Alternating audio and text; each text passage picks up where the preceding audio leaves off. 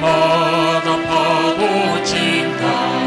우리들의 젊은이 눈동자의 어리운 것 우리들의 뻔뻔 주의 말씀 주의 행함 길고 진리 대신이 우리 평생 한결같이 저만 따라 살리라. 하늘같이 높으리자 우리들의 젊은이 바다같이 넓고 깊자 우리들의 사랑이 우리들 주의 자녀 그런 하늘한 형제 온갖 마음 맞춰서 저주대로 살리라. 화산같이 타오르자 우리들의 젊은이 폭포같이 줄기 찾아 우리들의 붉은 피 알려하는 이 나라에 우리 태어났으니 고개 들고 앞장서서 천사에게 노래하자. 돼지같이 광활하자 우리들의 젊은이 산과 같이 우람하자 우리들의 기상이 십자가를 높이 들고 노래하며 나가자. 하늘 뜻이 땅 위에 이루어질 때까지.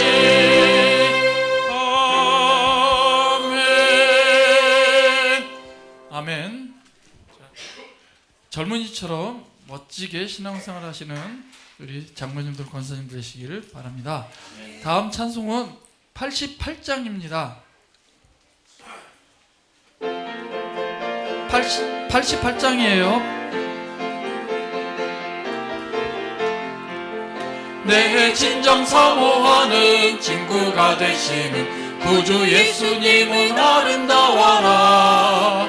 산 밑에 백합화요 빛나는 새벽별 주님 영원할 길 아주 없도다. 내 맘이 아플 적에 그리로 되시며 나 외로울 때 좋은 친구라. 주는 천산 밑에 백합 빛나는 새벽별 이 땅 위에 비길 것이 없도다. 내 맘의 모든 염려 이 세상 모락과 주님 항상 같이 하여 주시고 시험을 당할 때에 한가의 개교를 즉시 물리치사 나를 지키네. 온 세상 날 버려도 주 예수는 버려 끝까지 나를 돌아보시니. 주는 천산 밑에 백합 빛나는 새벽별 이 땅 위에 비길 것이 없도다. 내 맘을 다하여서 주님을 따르며 주님의 나를 사랑하리니. 물불이 두렵지 않고 창검이 검은데 주는 높은 산상 내 방패시라. 내 영혼 먹이시는 주의 누리고 나 친히 주를 뵙기 원하네. 주는 천산 밑에 백합 빛나는 새벽별 이 땅 위에 비길 것이 없도다. 내 진정 사모하는 친구가 되시는 구주 예수님은 아름다워라. 산 밑에 백합화요 빛나는 새벽별 주님 영원할 길 아주 없도다.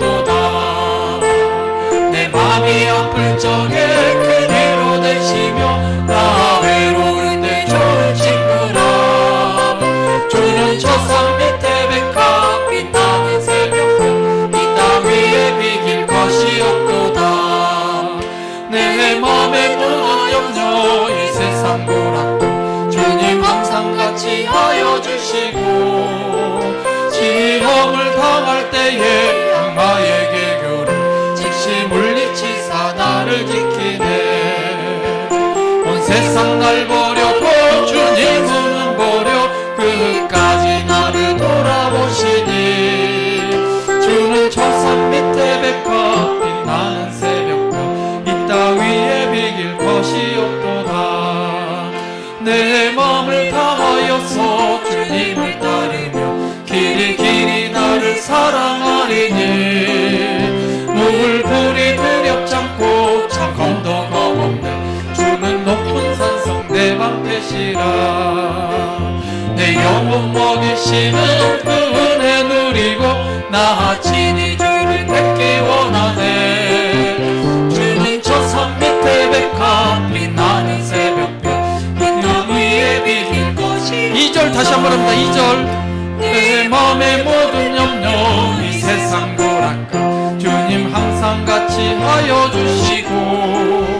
시험을 당할 때에 악마의 계교를 즉시 물리치사 나를 지키네. 온 세상 날 버려도 주 예수 안 버려 끝까지 나를 돌아보시니.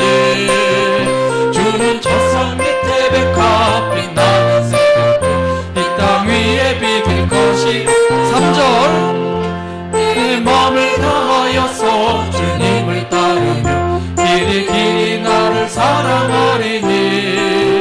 물 불이 두렵지 않고 장관도 겁없네.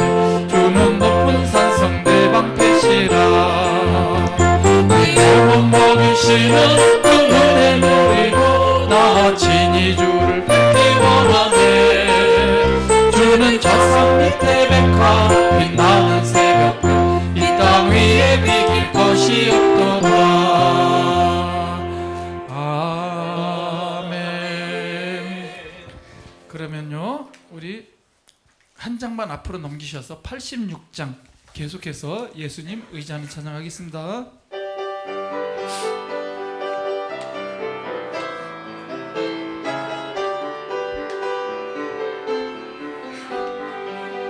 내가 늘 의지하는 예수 나의 상처 입은 심령을 불쌍하게 여기서 위로하여 주시니.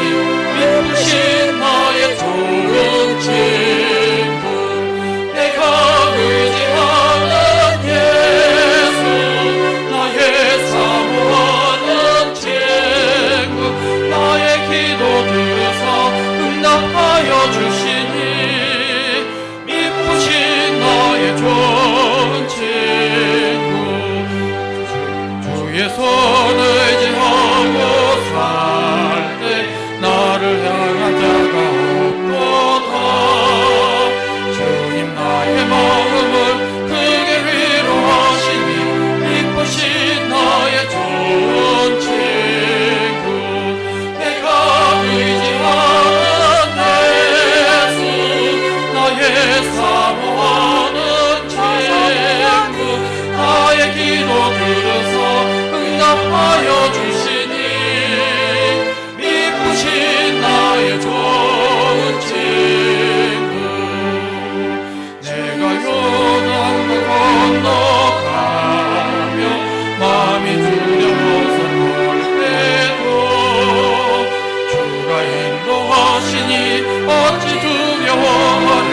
미쁘신 나의 좋은 친구 내가 의지하는 예수 나의 사모하는 친구 나의 기도 들으사 응답하여 주시니. 미쁘신 나의 좋은 친구 이곳 천국에 올라가서 모든 성도들과 다 함께 우리들을 구하신 주를 찬양하리라. 기쁘신 나의 좋은 친구 내가 의지하는 예수 나의 사모하는 친구 그 기도 들으사 응답하여 주시니.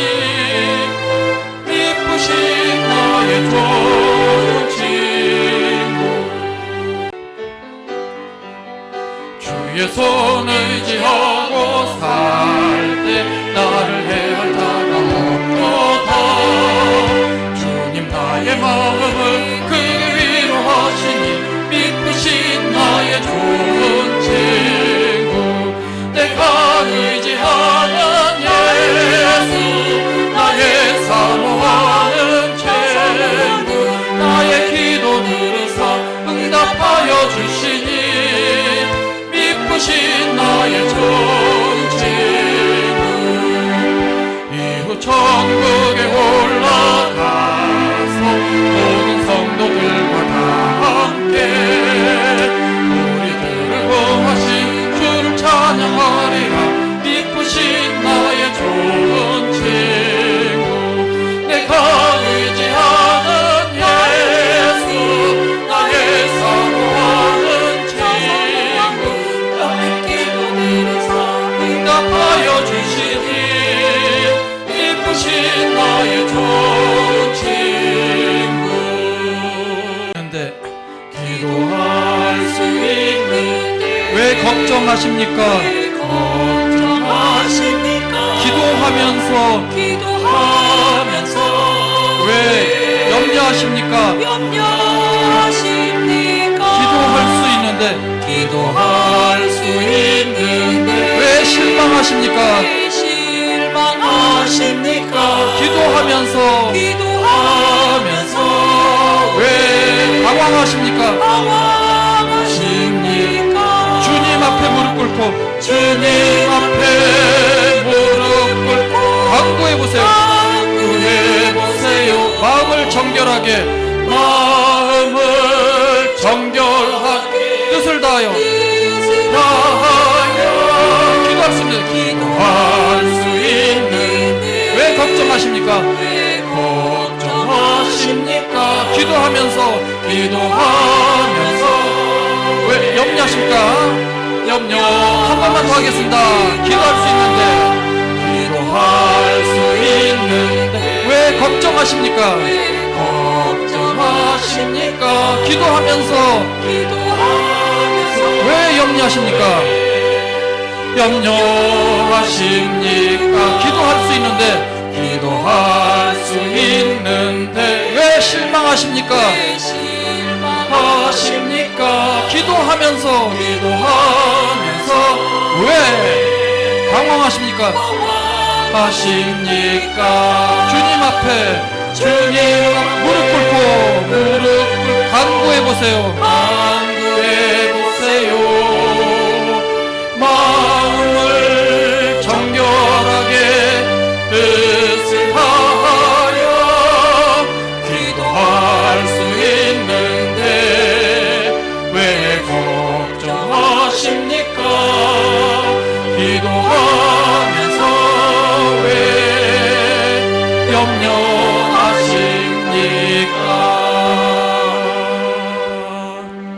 아멘. 찬송가 20장 하시겠습니다.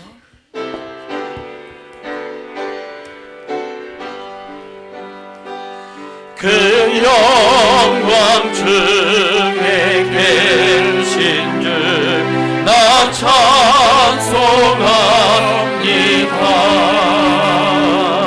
영원히 계신 주 이름 나 찬송합니다. 한없이 크신 나 찬송합니다. 참되고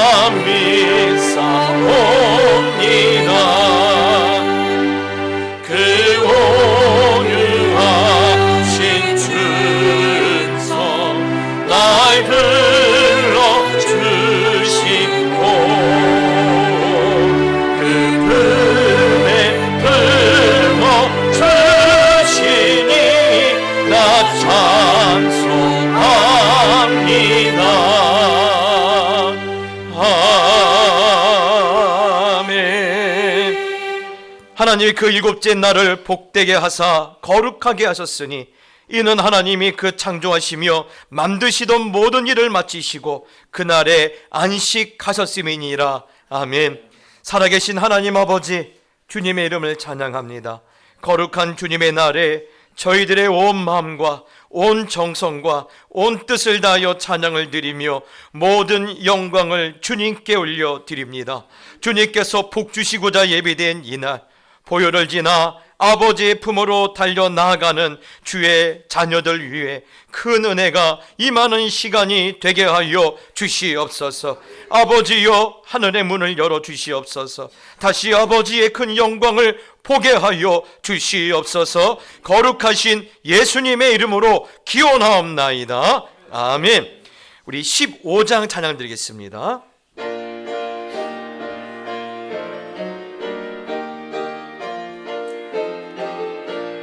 하나님의 크신 사랑 하늘에서 내리사 우리 맘에 항상 계셔 온전하게 하소서. 우리 주는 자비하사 사랑을 화하시니 두려워서 떠는 자를 구원하여 주소서. 걱정 근심 많은 자를 성령 감화하시며 복과 은혜 사랑받아 평안하게 하소서. 처음과 끝이 되신 주님 항상 인도하셔서 마귀 유혹 받는 것을 속히 끊게 하소서. 전능하신 아버지여 주의 능력 주시고 우리 맘에 임하셔서 떠나가게 하소서. 주께 영광 항상 돌려 천사처럼 섬기며 주의 사랑 영영토록 찬송하게 하소서. 우리들이 거듭나서 흠이 없게 하시고 주의 크신 구원받아 온전하게 하소서. 영광에서 영광으로 천국까지 이르러 크신 사랑 감격하여 경배하게 하소서. 아멘. 성시교도 읽겠습니다. 교동본 6번 말씀입니다. 여호와여 일어나옵소서. 하나님이여 손을 드옵소서. 가난한 자를 잊지 마옵소서.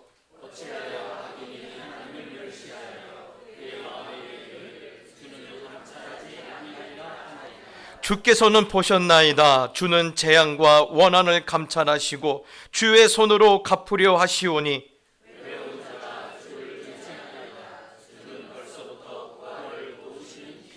악인의 팔을 꺾으소서. 악한 자의 악을 더 이상 찾아낼 수 없을 때까지 찾으소서.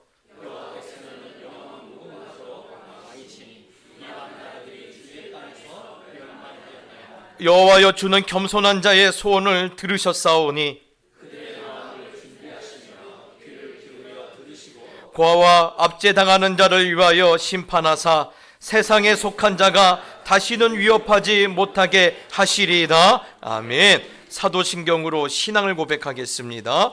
전능하사 천지를 만드신 하나님 아버지를 내가 믿사오며 그 외아들 우리 주 예수 그리스도를 믿사오니 이는 성령으로 잉태하사 동정녀 마리아에게 나시고 본디오 빌라도에게 고난을 받으사 십자가에 못 박혀 죽으시고 장사한 지 사흘 만에 죽은 자 가운데서 다시 살아나시며 하늘에 오르사 전능하신 하나님 우편에 앉아 계시다가 저리로서 산자와 죽은 자를 심판하러 오시리라. 성령을 믿사오며 거룩한 공예와 성도가 서로 교통하는 것과 죄를 사하여 주시는 것과 몸이 다시 사는 것과 영원히 사는 것을 믿사옵나이다. 아멘.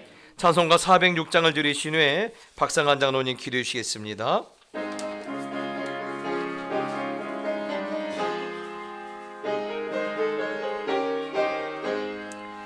고난 내 영혼 편히 쉴 곳과 풍랑 잃어도 안전한 복을 폭풍까지도 다스리시는 주의 영원한 팔을 지혜 주의 영원하신 팔 함께하사 항상 나를 붙드시니 어느 곳에 가든지 요동하지 않음을 주의 팔을 의지함이라.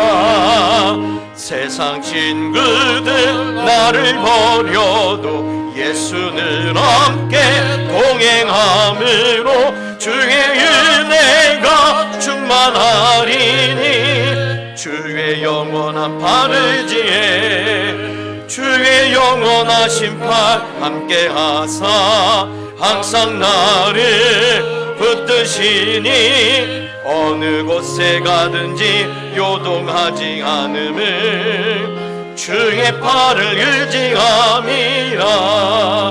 나의 믿음이 연약해져도 미리 예비한 힘을 주시며 위태할 때도 안보하시는 주의 영원한 팔을 지혜 주의 영원하신 팔 함께하사 항상 나를 붙드시니 어느 곳에 가든지 요동하지 않음을 주의 팔을 의지함이라.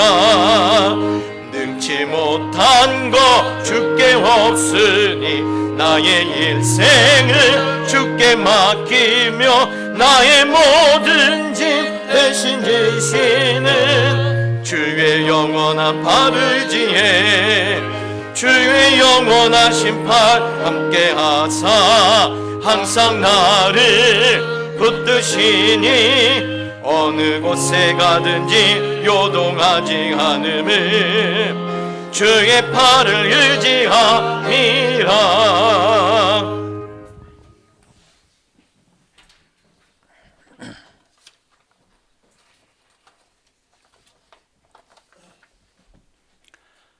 홀로 참이신 사랑의 하나님 아버지, 처음과 끝이 되시며 어제도 오늘도 동일하신 전능하신 하나님을 찬양합니다.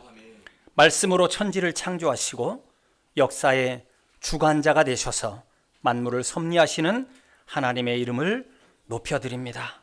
온 우주가 주의 영광을 노래하며 우리의 존재와 삶 또한 주의 뜻 안에 있음을 고백합니다. 무엇보다도 영죽을 우리들을 독생자 예수 그리스도의 피값으로 사셔서 구원받게 하시고 이렇게 거룩한 주일 아침에 주의 전에 부르셔서 예배할 수 있도록 인도하심에 진심으로 감사드립니다. 인생의 복락이 무엇인지를 누구보다도 잘 아시는 예수님께서 너희는 먼저 그의 나라와 그의 의를 구하라 그리하면 이 모든 것을 너희에게 더하시리라 말씀하셨지만 세상에서 살아온 우리의 한 주간을 돌아보면 하나님이 기뻐하시는 것을 생각하기보다는 나의 욕심과 유익을 더 앞세우며 살았음을 고백합니다. 기도보다는 걱정을, 믿음보다는 계산을 앞세운 우리의 연약함을, 나의 재주와 경험이 주를 앞서려 했던 어리석음을 용서하여 주시옵소서. 그래서 이 시간 말씀 듣기 전에 십자가 앞에 나와 회개하오니 주님의 보혈로 저희를 정결하게 하시고 다시금 하나님의 나라와 의를 구하는 성도의 삶을 회복시켜 주시옵소서. 동작교회를 이 시대 가운데 세우신 하나님 아버지, 이 공동체가 하나님 나라의 빛과 소금의 역할을 감당하게 하시고 예배와 말씀, 기도 가운데 성령의 충만함이 임하게 하여 주시옵소서. 목사님과 전도사님, 가르치는 자들의 리더십 위에 지혜와 은혜를 더하시고 모든 성도들이 서로 사랑으로 섬기며 복음의 일꾼으로 세워지게 하여 주시옵소서. 죽고 사는 문제가 기도에 달려있다는 이번 달 표어를 우리의 가슴에 새깁니다. 기도가 우리의 호흡이며 생명줄임을 깨닫게 하시고 모든 상황 속에서 무릎으로 승부하는 기도의 용사들이 되게 하여 주시옵소서. 특별히 3월부터 시작되는 성경 읽기반을 위해 간구합니다. 많은 성도가 한 마음으로 참여하게 하시고 단순히 글자를 읽는 것이 아니라 살아계신 하나님의 음성을 듣는 귀한 시간이 되게 하여 주시옵소서. 말씀의 깊은 은혜 속에 빠져들어 우리 삶의 기준이 오직 기록된 말씀이 되게 하시며 그 말씀이 우리 삶의 어두운 길을 밝히는 등불이 되게 하여 주시옵소서. 말씀을 사모하는 우리의 가정들을 지켜주시고 믿음의 유산이 대대로 흘러가게 하시되 부모 세대가 신실한 본을 보임으로 자녀 세대가 세상의 가치가 아니라 하나님의 뜻을 따라 살아가게 하여 주시옵소서. 경제적 어려움에 지쳐있는 이들과 질병으로 고통받는 이들, 외로움과 갈등, 슬픔 속에 있는 지체들을 위로하여 주시고 이들의 간절한 기도를 외면하지 말아 주셔서 주의 회복의 손길로 치유하여 주시는 은혜를 경험하게 하여 주시옵소서. 그러한 소망을 품고 이제 말씀 듣기를 원합니다. 이 시간 단위에 세우신 박연수 목사님을 통해 주시는 말씀으로 하나님의 뜻을 바로 깨닫고 우리의 심령이 새로워지는 은혜를 경험하게 하여 주시옵소서. 드려지는 예배마다 형식이 아니라 삶의 중심이 되게 하시고 이 감격이 한 주간의 삶 속에서도 이어지게 하여 주시옵소서. 찬양대가 올려드리는 찬양을 흠양하여 주시고 영상으로 예배하는 성도들에게도 동일한 은혜가 있게 하여 주시옵소서. 이 모든 말씀 우리의 구주 되시며 지금도 살아 역사하시는 예수 그리스도의 이름으로 기도드립니다. 우리 하나님의 말씀을 받겠습니다. 하나님의 말씀은 출애굽기 20장 12절 말씀입니다. 출애굽기 20장 12절입니다. 우리 한 구절밖에 안 되니까 같은 목소리로 읽읍시다. 시작. 내 부모를 공경하라. 그리하면 내 하나님 여호와가 내게 준 땅에서 내 생명이 길리라. 아멘.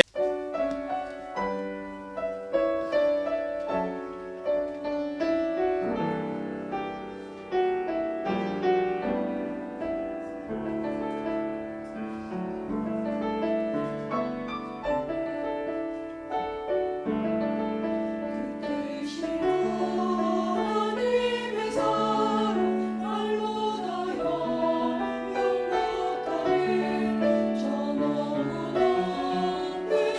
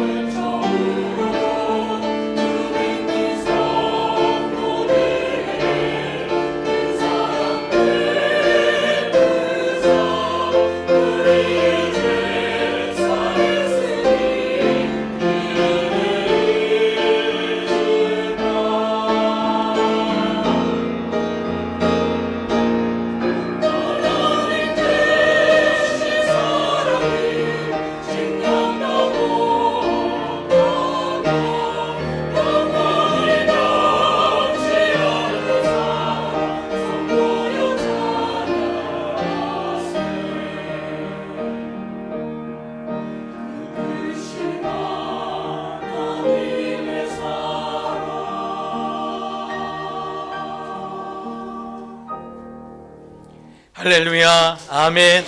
하나님께 영광의 박수 올려드립시다. 감사합니다.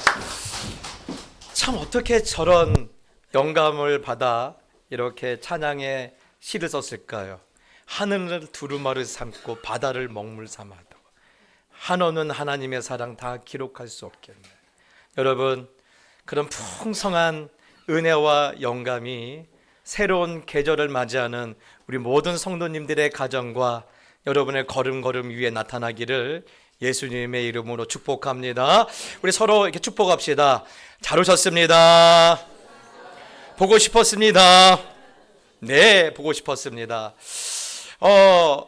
오늘은 3월의 첫날 첫 예배인데 사실 좀 무거운 이야기를 하나 해볼까 합니다. 아시죠? 내 부모를 공경하라. 저는요, 이 설교를 할 때마다 늘 이런 죄책감에 이렇게 좀 힘들어합니다. 과연 너는 내 부모를 공경하라는 설교를 할 자격이 있느냐라는 거예요. 네가 무슨 자격으로 내 부모를 공경하라고 설교를 하겠냐? 네가 제일 못하면서. 그래요. 여러분 마음 어떠십니까? 벌써부터 명치 끝이 뭔가 답답하시는 분도 있죠. 근데 괜찮아요. 저를 보면서 위로 받으시길 바랍니다. 저는 이렇게 효자와 불효자 사이에서 늘 저는 불효자에 그냥 늘 가깝습니다. 그래서 오늘 또 효도하라는 소리구나. 안 그래도 요즘 뭔가 부모님과 관계가 힘들었는데 뭐 그런 분이 있다라면 오늘 제가 여러분을 혼내려거나 뭐 여러분을 이렇게 꾸짖는 그런 말을 하려는 것이 아니라 잘 못하죠. 평생 우리는 이 문제에 있어서는 늘 죄인 같은 마음을 살고 있지만 그렇다고 해서 안 할 수 없는 이 5번째 계명에 대해서 다시 한번 고민해보자. 그런 차원에서 오늘 저와 여러분이 이 말씀을 함께 나눴으면 좋겠습니다. 제가 내 부모를 공경하라는 이 말씀을 이렇게 준비하다 보니까 전에 한 신문 사설에서 읽었던 이 제목이 기억이 납니다. 부양인가 공경인가? 부양인가 공경인가? 사실 우리나라 하면요, 효가 가장 우리나라 자랑 아닙니까? 그런데 거기에 보면 이런 내용이 있습니다. 알고 보면 사실 그렇지 않다라는 거예요. 딜레마에 빠졌다는 겁니다. 부양인가 공경인가? 여러분, 그래요. 저를 비롯한 많은 자녀들이 사실 부양이라고 읽어놓고는 실제로는 공경이라고 읽어놓고는 실제로는 뭐 하고 있다라는 거예요? 부양만 하고 있다라는 거예요. 공경이 그 마음에서 사라지니까 뭐만 남은 거예요? 마음에 부양만 남은 거예요. 그러다 보니 요즘 같은 상황이 다 벌어지더라는 겁니다. 근데 비단 이것이 오늘 우리만의 문제는 아닌 것 같아요. 오늘 이 말씀을 실제적으로 받고 있는 모세, 지금으로부터 3,500년 전이죠. 3,500년 전 모세 때도 사실 이 문제는 심각했던 문제인 것 같아요. 우리가 최근에 10계명의 이야기를 쭉 나누면서 계명 하나하나가 사실 오늘날 너희들 똑바로 살아, 그리고 주신 말씀이 아니라는 걸 우리가 지금 계속 매주마다 이렇게 받고 있어요. 어떤 하나의 주제, 어떤 하나의 내용이 계명, 다시 말해 법으로 주실 때에는 그 당시 그 사회가 그만큼 그 문제에 대해서 심각했던 이야기예요. 심각하니까 법으로 주시면서 똑바로 살아, 지금 말씀하고 있다라는 거예요. 그래서 지난주에도 나눴던 그 말씀이 그거 아닙니까? 이스라엘이 이집트에서 430년을 사는 동안에 그들은 이집트 사람이 되어버렸어요. 뼛속 깊이 이집트 사람이 되어진 거예요. 비록 노예로 살았지만 그들의 생각하는 거나 그들의 가치관은요 철저하게 이집트 사람이 된 거예요. 그래서 아버지의 아버지도 그랬고 또 그 할아버지의 아버지도 벽돌을 굽다가 돌아가셨지만 지금 나도 별 수 없이 벽돌이나 굽고 있는 거예요. 그러면 그런 인생 가운데 자연스럽게 내 머릿속에 남은 거는 뭐밖에 없는 거예요? 오늘 벽돌 몇 개나 구웠니? 인생의 가치는 벽돌 몇 개 구웠나로 평가되는 그런 상황에 이들이 지금 멈춰 서 있는 거예요. 그래서 벽돌을 100개를 구우면 A급 인간, 벽돌 50개를 구우면 B급 인간. 이제 몸이 아프고 나이가 들어서 한 개도 못 구우면 그러면 그 이집트 사회에서는요 더 이상 사람이 아닌 거예요. 이제는 폐기물인 거예요. 여러분, 이런 뼛속 깊이 이집트 사람이 됐다라는 게 사실 무서운 거예요. 효율성의 논리로, 생산성의 논리로 사람을 바라보다 보니까 부모님들도 그렇게 대하더라라는 거예요. 그래서 하나님이 이집트화된, 이집트 사람처럼 된 유대인들을 광야로 딱 끄집어 내시더니 첫 번째 인간관계 숙제로 뭘 주셨을까요? 맞습니다. 내 부모를 공경하라는 거예요. 부모 공경을 신앙훈련의 가장 첫걸음으로 명령하신 거예요. 그래서 이 이야기는요 단순하게 효도해라, 무슨 도덕책에 나오는 그런 차원의 이야기가 아니에요. 너희가 전에는 벽돌이나 굽던 노예였지? 근데 이제는 아니야. 생산성으로 사람을 평가하면 안 돼. 그런 가치관을 버려. 그리고 하나님이 너에게 명령하신 그 명령대로 너희가 새로운 가치관을 갖고 살아야 돼. 그 제일 먼저 그게 뭐예요? 부모님에 대한 이야기예요. 이제 부모님이 늙어서 벽돌을 못 구워요. 그러면 애굽의 가치관, 애굽의 이런 효율성을 보면요 그런 부모는 버려야 돼요. 그런데 하나님은 아니라는 거예요. 부모님이라는 존재는 효율성으로 말하는 존재가 아니라는 거예요. 부모님은 그 존재 자체가 귀하다는 이야기를 지금 하나님께서 오늘 계명 가운데 하고 계시는 거예요. 그래서 여러분, 오늘 우리가 이야기를 하기 전에 단어 하나를 잠깐 우리가 나누면요 바로 공경이라는 단어예요. 여러분, 이 공경이라는 단어는 카바드라는 바로 이 히브리어인데요, 사실 이 언어는요 공경이라보다는 사실 무겁다라는 그런 상업용 언어로 쓰였던 그런 단어예요.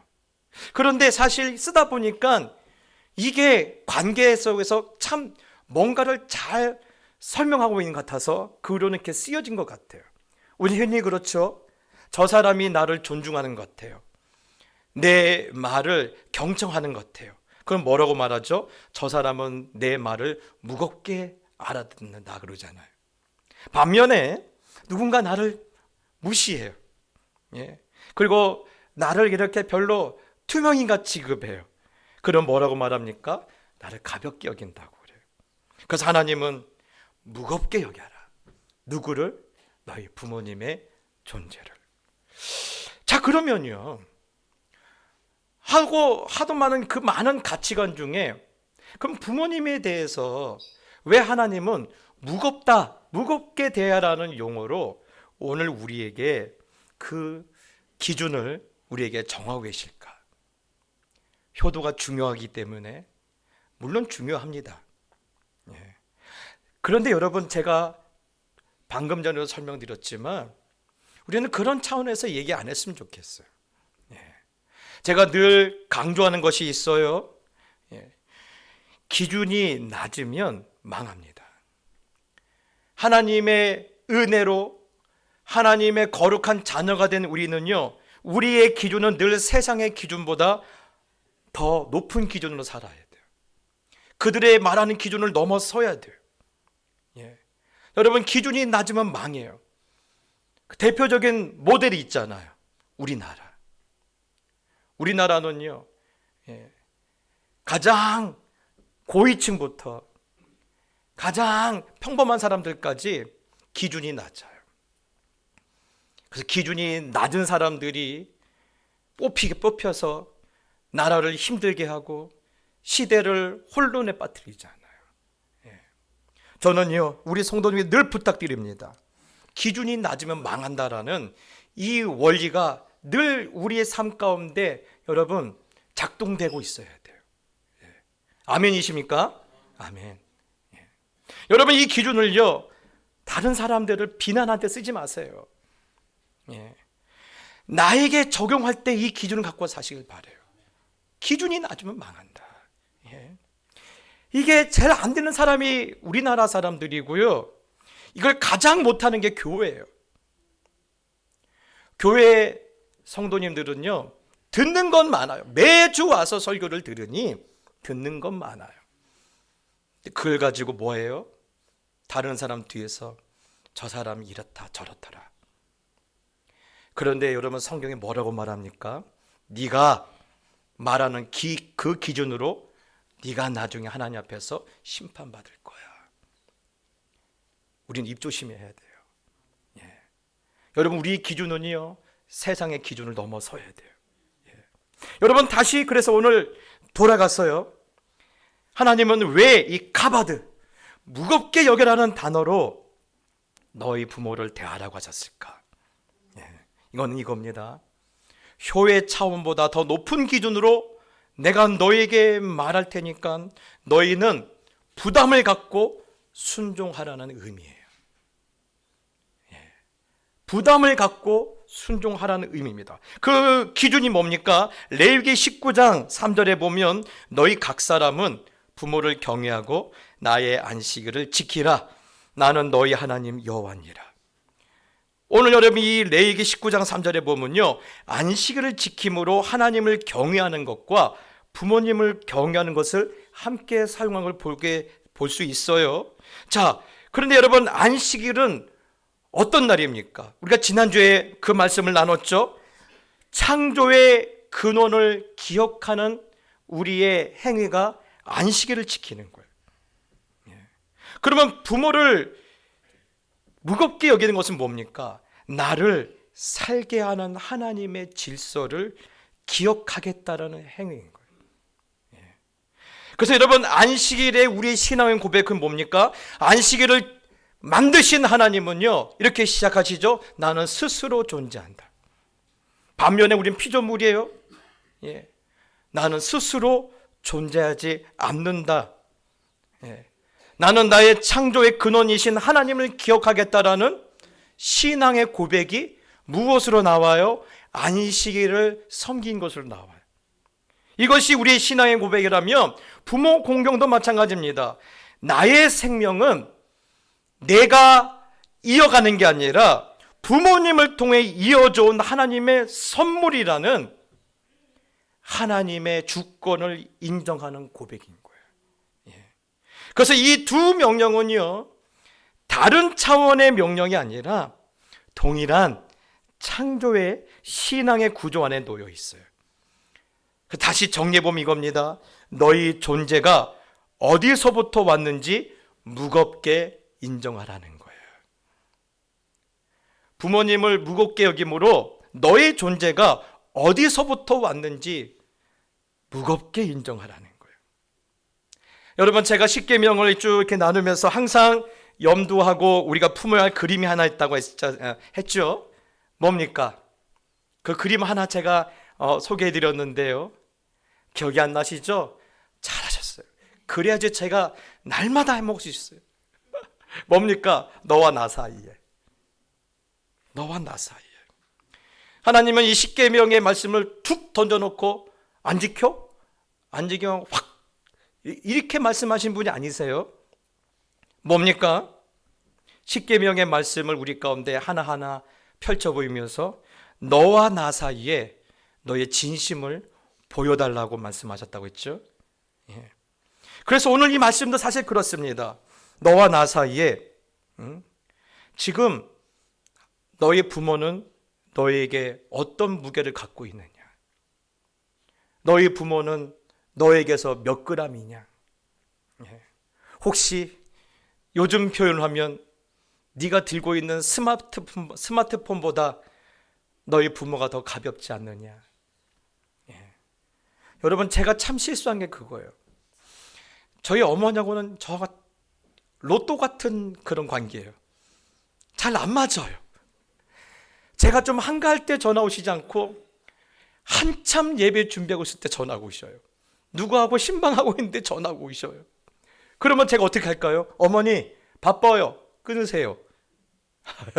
참 멋이 없죠. 그렇죠. 예. 그런데 뭐 설교 준비한다고 뭐 한다고 영상 틀어놓고 또 자료 찾고 할 때는요 몇 시간도 틀어놔요. 하나님이 저에게 만약에 야 너의 부모는 너 스마트폰보다 가볍지 않느냐라면요 얼굴을 못 들 것 같아요. 예.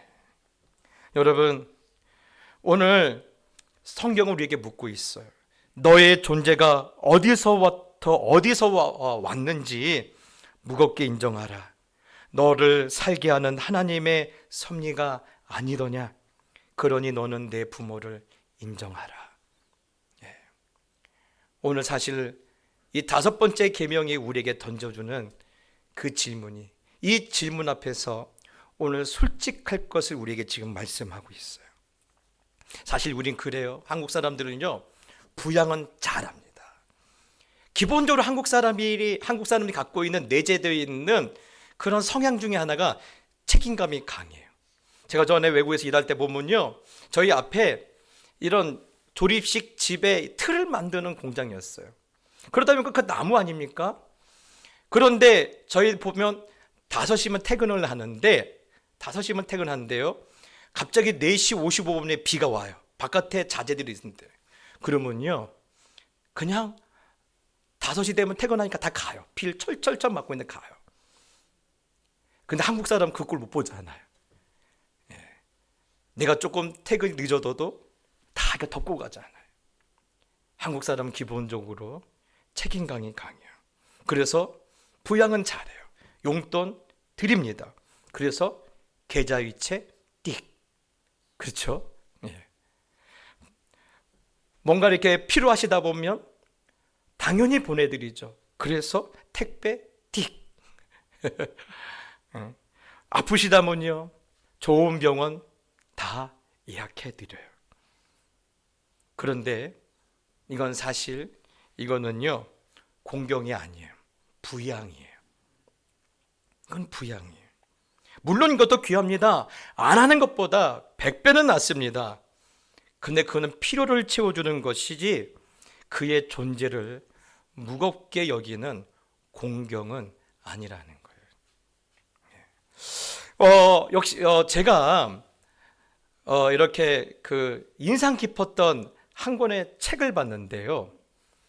그 책은 어떤 책이냐면 북유럽 국가, 노르웨이, 덴마크, 스웨덴, 이런 독일 이쪽의 나라에는 이런 문화가 오래전부터 있었다고 합니다. 아빠의 이야기를 들려주세요. 엄마의 이야기를 들려주세요. 예, 심지어는 할아버지 이야기를 들려주세요. 이러한 책이 있어요. 그러면 그 책을 보면요, 안에 보면 아무것도 없어요. 그냥 빈 책이에요. 그러면 그 책에다가 뭐를 하느냐? 자녀들이, 손자들이 질문을 적는 거예요. 부모님께. 예. 그러면 부모님들은 그 책을, 그 질문을 받아서 꼼꼼히 그것을 다 채운 다음에 다시 자녀들에게 돌려주는 문화예요. 그래서 그 내용을 fill in blank book이라는 거예요. 빈 칸을 채워주는 책이다라는 거예요. 근데 그 안에 보면 질문을 보면요, 아주 사소한 내용부터 때로는 심각한 내용의 질문들이 있어요. 사소한 내용들은 이런 겁니다. 어릴 때, 엄마, 어릴 때 가장 좋아했던 장난감이 뭐야? 요즘 아이들 같으면 뭘 물어볼까요? 엄마 어렸을 때 가장 좋아했던 아이돌 스타가 누구였어? 예? 아빠는 부모님께 들었던 가장 기억 남은 잔소리가 뭐야? 그렇게 물어보 그런 내용이 실제로 있어요. 또 심각한 내용이 뭔지 아십니까? 제가 이 질문을 보고 깜짝 놀랐는데 이겁니다. 할아버지의 첫사랑의 이름은 무엇이었나요? 지금도 가끔 생각이 나시나요? 야, 누구 집안을 파탄내려고, 그쵸? 근데 그걸 물어보더라는 거예요. 제가 어떤 영상을 하나 봤는데, 한 아들이 치매 초기에 접어든 아버지랑 매주 바닷가에 가는 영상이에요. 그래서 아버지는 바다만 보면요, 늘 똑같은 소리를 하시는 거예요. 나 때는 말이야, 내가 젊었을 땐 말이야, 저기서 팔뚝만한 고기를 내 잡았어. 뭐 이런 이야기를 매번 똑같은 이야기를 한다라는 거예요. 그런데 아들은요, 그거를 수첩에다가 토시 하나 틀리지 않고 매번 적더라는 거예요. 그러자 그것을 본 한국인 친구가 이 친구가 영상을 만들어 올린 거예요. 한국인 친구가 물어봅니다. 야, 너는 니네 아버지 맨날 똑같은 소리만 하는데 그걸 뭐하러 적고 있니? 그러자 그 아들이 뭐라고 한지 아세요? 이건 우리 집안의 성경이야.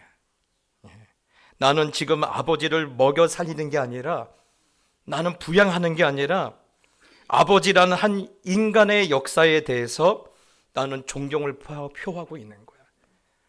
나는 그분이 살아온 길을 경외하고 있는 거야. 저는 아까 이 아들의 이 말을 보면서 소름이 돋았어요. 여러분, 우리는 그렇지 않습니까? 점점 나이가 들어가는 부모님들 보면서 언젠가는 내가 맡아야 하는 건가? 여러분, 우리는 부모님을 향해서 부양을 가지고 고민하고 있잖아요. 내가 과연 할 수 있을까? 내가 꼭 해야 돼? 나도 먹고 살기 힘든데? 나도 책임져야 할 자녀들이 있는데? 그런데 아까 그 덴마크에 있던 그 아들은요, 아버지를 부양의 대상으로 보는 것이 아니라 아버지는 내가 읽어야 할 가장 소중한 책으로 지금 보고 있지 않습니까? 이게 바로 뭐예요? 카바드. 무겁게 여기는 공경인 거예요. 물론 이런 분이 계실 거예요. 목사님, 저는요, 부모님만 생각하면 상처밖에 없어요. 부모님은 저에게 아픔밖에 준 것이 없는데 그런 부모도 공경해야 합니까? 맞아요, 여러분. 세상에는요, 미숙한 부모님들도 많아요. 자녀 가슴에 대못을 받고 돈으로 사고를 치고 자녀들에게 상처만 줬던 부모, 그 마음 이해합니다. 그런데 성경은요, 우리에게 참 중요한 이야기를 하고 있어요. 너희 부모님들이 훌륭하니까 존경해라, 이런 단서를 붙이지 않고 있다라는 거예요. 단지 부모님은 하나님이 우리에게 생명을 전달해 주신 통로이기 때문에. 그렇죠? 여러분, 통로는요, 녹이 쓸 수 있어요. 모양이 안 예쁠 수 있어요. 그러나 그 통로가 없었다면 나라는 존재도 없었겠죠. 그래서 여러분, 공경은요, 부모의 인격을 향한 박수가 아니에요. 부모를 세우신 하나님의 질서에 대한 신앙의 고백이에요. 그러니 여러분, 오늘 우리가 다시 한번 이 고백을 회복해야 할 때가 됐습니다. 때로는 부모님 때문에 아픔이 있고 눈물이 있고 고통이 있지만 하나님이 저분을 통해서 나를 존재하게 하셨으니 나는 그 질서를 따르겠습니다. 나는 그 질서에 순종하겠습니다. 이 고백을 다시 회복해야 할 때가 됐어요. 그리고 여러분, 이 고백이 놀라운 것은요, 이 한마디에 우리 마음의 지옥이 끝나요. 가만히 보면요, 부모님과 관계가 틀어지는 그런 자녀들 보면 마음이 편한 날이 단 한순간도 없어요. 그런데 여러분, 그 한마디에 하나님의 권위를 인정하겠습니다. 하나님의 주권을 인정하겠습니다. 이 한마디에 부모님으로부터 받은 그 상처가 치유되더라는 거예요. 그러니 여러분, 오늘 우리는요, 다시 하나님의 권위, 하나님의 말씀하심, 그 앞에 우리가 납작 엎드려야 하는데요. 여러분, 그런데 단순하게 이것을 주실 때 너 똑바로 해 이렇게 말씀하신 게 아니라는 거예요. 마치 우리를 어르고 달르듯이 네가 이 말씀에 순종하면 보상도 있다라는 거예요. 그 보상이 뭡니까? 내가 준 땅에서 내 생명이 길 것이다. 여러분, 부양의 대상으로 보지 않고 공경의 대상으로 너희 부모를 섬기면 내가 준 땅에서 너희의 생명이 길 것이다. 여러분, 뭔가 이렇게 알듯 하면서도 뭔가가 이렇게 조금 아리송한 게 있어요. 예? 그러면 그 말씀을 따르면 하나님이 기분 좋아서 무슨 로또라도 당첨시켜준다는 말이니까 뭐 그런 사람도 있겠죠. 있을 거예요. 그런데 이거보다 더 중요한 것이 있어요. 예. 여러분, 내게 준 땅에서 내 생명이 길리라. 자, 내게 준 땅에서 내 생명이 길리라. 이겁니다. 영적 토양을 하나님께서 복되게 하신다라는 겁니다. 예. 여러분, 그래서요, 에베소서 6장 2절에 보면 바울이 뭐라고 합니까? 이것은 뭐다? 약속이 있는 첫 계명이라고 있어요. 예. 하나님이 반드시 그렇게 해주겠다라는 거예요. 어디서? 약속이 있는 그 땅에서. 예. 그래서 여러분, 이겁니다. 부모의 존재가 그 자녀들을 영광스럽게 만들어준다라는 거예요. 부모가 살아왔던 그 인생의 길이 내 자녀들에게 자양분이 된다라는 거예요. 걸음이 된다라는 거예요. 예. 그래서 여러분, 자녀들이 가장 영광스러울 때가 언제인 줄 아십니까? 부모를 보면서 나도 늙으면 저렇게 존경받겠구나. 나도 늙으면 사람들에게 퇴물이라고 그렇게 버려지는 것이 아니라 나도 저렇게 존귀하게 되겠구나. 그런 미래의 꿈을 꾸는 거예요. 예. 그것을 누구의 열심을 해주시겠다라는 거예요? 하나님의 열심을 해주시겠다라는 거예요. 그러니 여러분, 그렇게 자기의 꿈을 본 사람들이 그 인생을 함부로 살까요? 절대로 함부로 안 삽니다. 예. 정말 자기의 인생도 무겁고 귀하게 여기는 거예요. 예. 그래서 그런 사람들이 사회와 역사 앞에서 성공하는 건 당연한 이치입니다. 뿐만 아니라 이런 가정은요, 그런 자녀들이 계속해서 배출되고 세워지기 때문에 어떤 시절, 어떤 환란이 와도 무너지지 않아요. 그래서 이걸 뭐라고 합니까? 미래가 보장되는 지속 가능한 하나님의 은혜라는 거예요. 예. 미래가 보장이 되었어요. 그리고 그것이 지속 가능한 하나님의 은혜라는 거예요. 저는요, 오늘 이런 놀라운 미래가 약속되고 보장된 그러한 지속 가능한 하나님의 은혜가 오늘 예배드리는 우리 모든 성도들의 삶 가운데 나타나기를 예수님의 이름으로 축복합니다. 그래서 저는 오늘 이 말씀을 이제 이렇게 정리하려고 합니다. 부양에는 한계가 있지만 공경에는 약속이 있다는 거예요. 한번 따라서 해볼까요? 부양에는 한계가 있지만 공경에는 약속이 있습니다. 왜 그럴까요? 부양은요, 의무의 영역이에요. 그러나 공경은 축복의 영역이기 때문에 그래요. 흔히 부양을 하면요, 부모님들이 세상을 떠나면 끝나요. 장례 치르고 오는 길에 뭐라고 말해요? 나는 이제 자식돌이는 다 했다고 말해요. 그렇죠? 예. 그런데 공경은요, 부모님이 돌아가신 후에도 계속돼요. 그분들이 남긴 신앙의 유산을 기리고 그분이 직접 몸으로 보여주시는 그런 신앙의 가치를 내 삶에 살아내므로 진정한 공경을 완성시켜 가기 때문에 그래요. 저는 그래서 저도 할 건데요, 오늘 돌아가시면요, 한 가지 실천해 봅시다. 예. 부모님이 살아계신다라면 이제 돈 얘기 좀 그만하시고 무슨 양 얘기 좀 그만하시고 정치 얘기도 좀 그만하시고 이렇게 말씀하세요. 아버지는 내 인생에서 정말 소중하고 무거운 존재입니다. 아마 이 한마디는요, 아버지에게 어떤 선물보다 좋은 선물일 거예요. 아버지는 내 인생에 가장 소중하고 무거운 존재입니다. 또 어머니를 향해서는 어머니가 내 엄마라서 고맙습니다. 여러분, 이러한 고백이 여러분의 가정에 막혀있던 축복의 통로를 뻥 하고 뚫어주실 줄 믿습니다. 여러분, 이제 3월 첫째 날이죠. 이 5번째 계명, 이 계명의 말씀을 따라 부양의 선택이 아니라 공경의 길을 걷게 되므로 미래가 보장된 지속 가능한 약속을 받아 누리게 되시기를 예수님의 이름으로 축복합니다. 오늘 이 받은 말씀을 기억하면서 이 찬양 함께 우리가 했으면 좋겠는데요. 찬송가 413장은 참 유명한 찬송입니다. 근데 굉장히 오래된 찬송이에요. 보니까 1873년에 지어진 찬송이에요.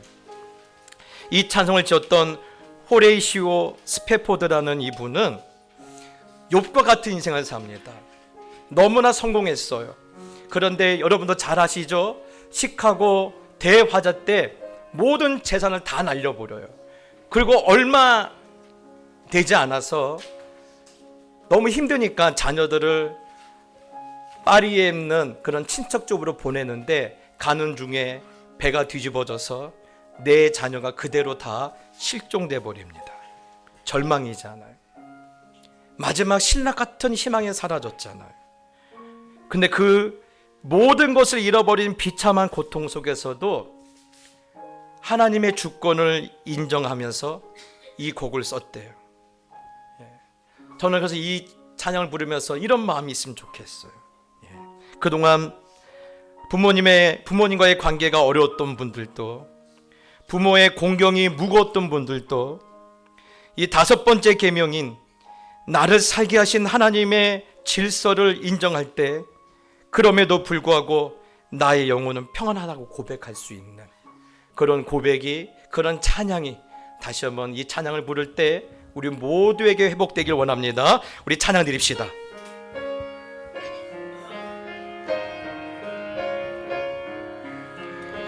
내 평생에 가는 게 순탄하여 늘 잔잔한 같든지 큰 바람을 섞고 어렵든지 나의 영혼을 늘 저마귀는 우리를 삼키려고 저마귀는 우리를 삼키려고 입 벌리고 달려와도 주 예수는 우리의 대장되니 끝내 싸워서 이기 내 영혼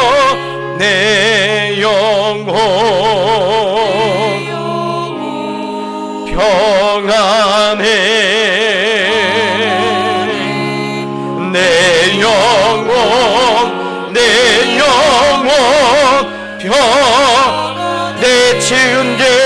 내 지은 죄 주홍빛 같더라도 주 예수께 따르면 그 십자가 피로써 다 씻으사 흰 눈보다도 저 공중에 구름이 일어나며 저 공중에 구름이 일어나며 그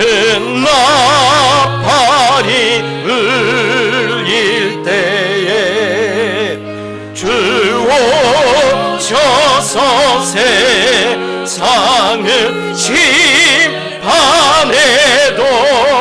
나의 영혼은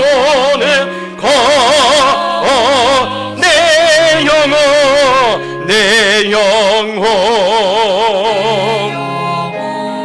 평안해 내 영혼 평안해. 기도하시겠습니다. 사랑과 생명의 근원이신 하나님 아버지, 오늘 부모를 공경하라는 엄중하면서도 따뜻한 명령 앞에 저희들을 세워주시니 감사합니다. 그동안 공경한다고 했지만 통장에 찍힌 숫자로 내 도리를 다했다는 부양의 의무에만 머물렀던 저희들을 용서하여 주옵시고, 나를 이 땅에 있게 한 그 존재 자체를 카바드, 무겁고 귀하게 여기는 마음으로 새롭게 될 수 있도록 은혜를 베풀어 주시옵소서. 특별히 오늘 이곳에는 부모님께 받은 상처 때문에 고통받는 일도 있습니다. 그 상처와 그 아픔을 만져주옵시고, 부모님의 인격이 아닌 하나님의 질서 앞에 순종할 때 미움의 사슬이 끊어지고 그 마음이 진정한 자유를 누릴 수 있도록 축복하여 주시옵소서. 이미 부모님을 여의고 후회로 가슴을 치는 이들에게는 그분들이 남긴 신앙의 유산을 기억하며 영적으로 다시 만나는 은혜를 허락하여 주옵시고, 우리의 이러한 작은 결단과 고백 하나하나가 막혔던 축복의 통로를 여는 기적이 되게 하여 주시옵소서. 그리하여 우리 가정이 이 시대 앞에서 끊어지는 것이 아니라 주님 다시 오시는 그날까지 세대와 세대 가운데 하나님의 사랑과 하나님의 영적인 축복과 유산이 흐르는 그러한 축복의 옥토가 될 수 있도록 아버지께서 기름을 부어 주시옵소서. 이제는 우리 주 예수 그리스도의 무한하신 은혜와 하나님 아버지의 극진하신 사랑하심과 성령의 교통하심이 오늘 주신 말씀을 나의 복으로 삼고 돌아가는 모든 하나님의 자녀들 머리 위에 이제로부터 영원히 함께 계실지어다.